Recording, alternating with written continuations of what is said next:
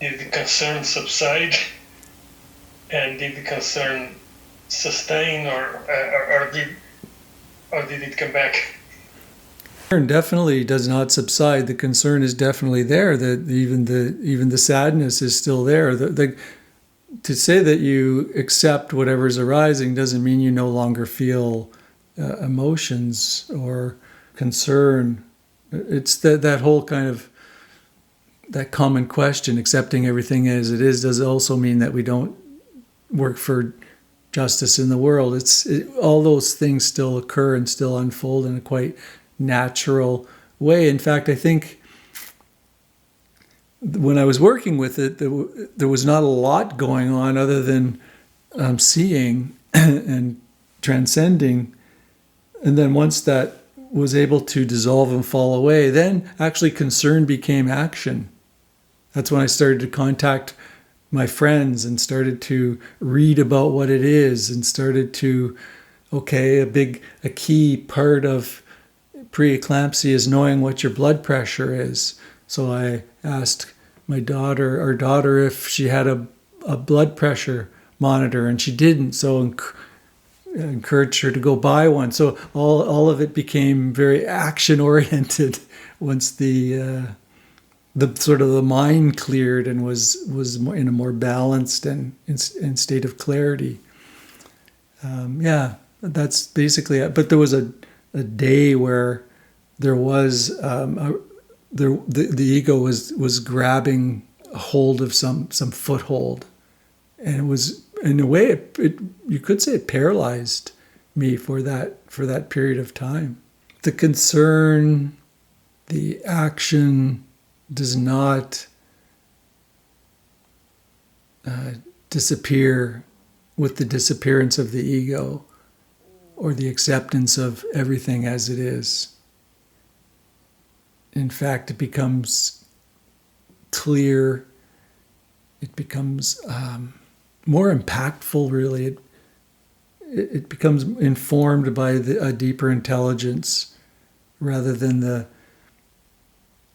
the often ineffectual and contradictory messages from the egoic mind that we get, which are often just conditioned patterns repeating themselves.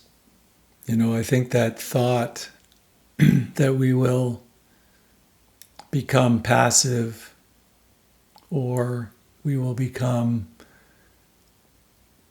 emotionless or inactive if we accept everything the way they are is perhaps one of the key resistances that the ego puts up.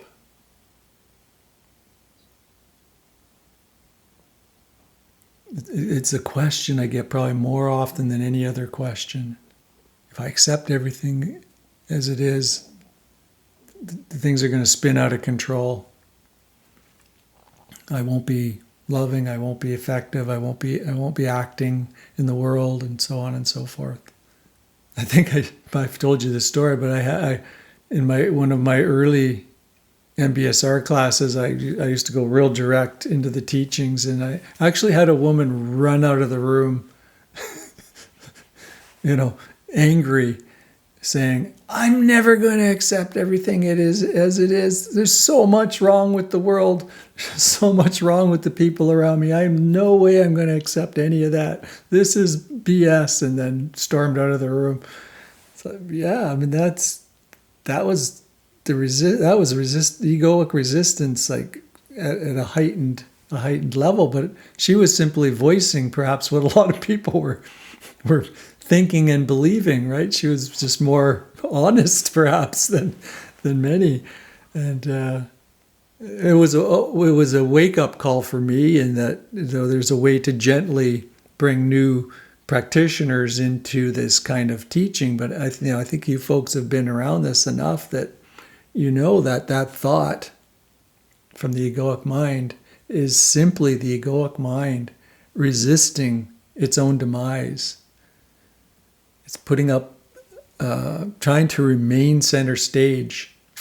And you go along in these teachings, and the ego's at the beginning, it's all on side because it sees that it can be something better. It's all in right at the beginning. The ego's all in. There's actually personal will to become enlightened. The ego wants this. It hasn't found happiness in all the other, in possessions, in status, in praise, and so on. So it thinks, happiness. This is it. This is the last, the final desire. I'm going to find happiness when I awaken.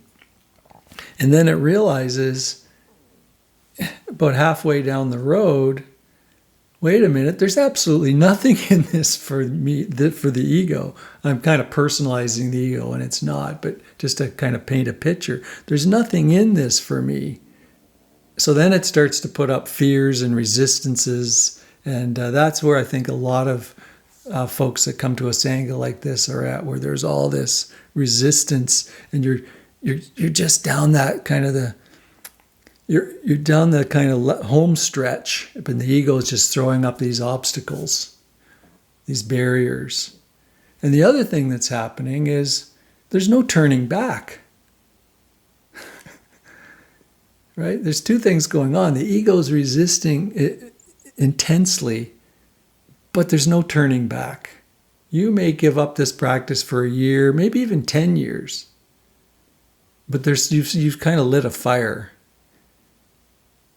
You've entered a stream of sorts, and you're going to be carried, or you're going to be burnt away in the process. It's out of any control of the egoic will. So as long as you can recognize all that stuff, and of course, I'm saying it again because I had to say it to myself this week, right? Just to say it again so that we remember, that's what's happening. This is what's unfolding. This is normal. This is common.